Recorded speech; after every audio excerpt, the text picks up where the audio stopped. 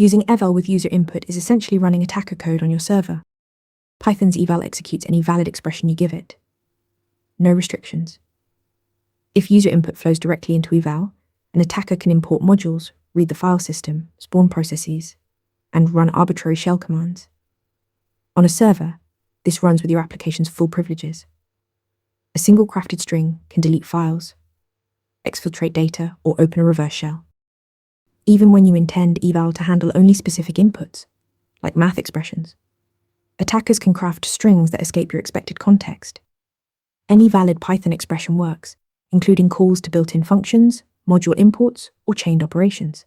The attack surface is completely unbounded. Eval has full access to your current scope. That means database credentials, API keys, and configuration secrets are all reachable by the evaluated code. Your own program inadvertently hands attackers everything they need. Never pass raw user input to eval. For Python literals, use ast.literal_eval.